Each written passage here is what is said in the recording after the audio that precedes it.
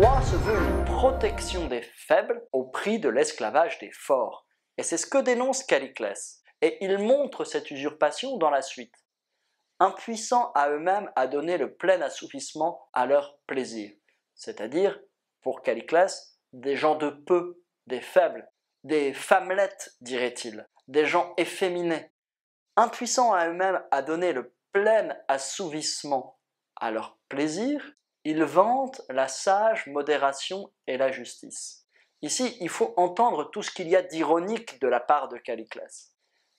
Ils ne sont pas capables de satisfaire leur passion. Alors, pour cacher cette incapacité, ils font passer cela pour une qualité. Ils font croire qu'en réalité, s'ils ne satisfont pas toute leur passion, c'est par vertu morale, c'est par maîtrise d'eux-mêmes, c'est par vertu de tempérance, c'est-à-dire la capacité à modérer la recherche des plaisirs en fonction d'un critère du bien et du mal, ce qui nécessite une maîtrise de soi. Et donc, au lieu de dire qu'ils ne sont pas capables, ils font croire qu'ils possèdent une force supérieure aux passions qui les rend maîtres de ces passions.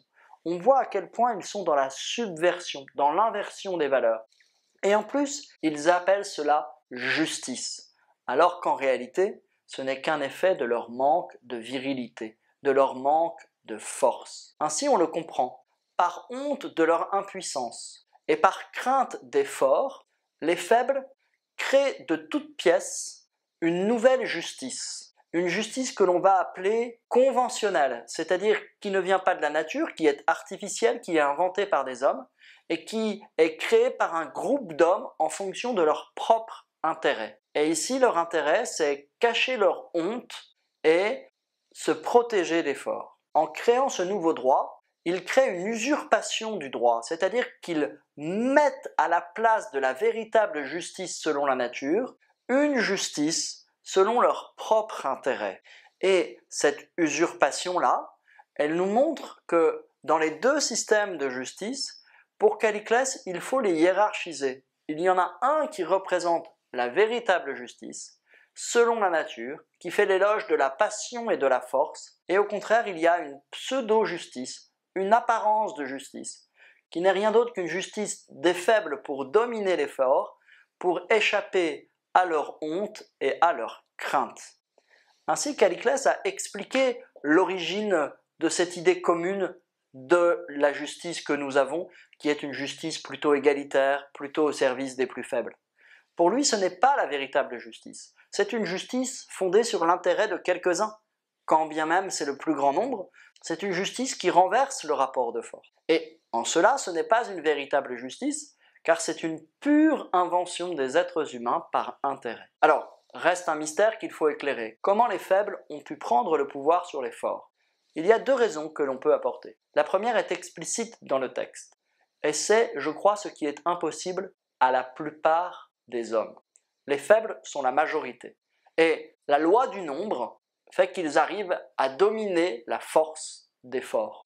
Individuellement, ils sont faibles, et donc ils ne seront jamais heureux, mais collectivement, ils sont suffisamment forts pour empêcher les forts d'être heureux, pour les réduire en esclavage. Alors du coup, personne ne sera heureux. C'est ça l'acquis des faibles, mais au moins ils auront fait semblant de cacher leur honte en inversant la justice et l'injustice, en inversant le vice et la vertu, en inversant le bien et le mal, le beau et le laid. Deuxièmement, on pourrait dire aussi qu'il y a une force rhétorique des faibles.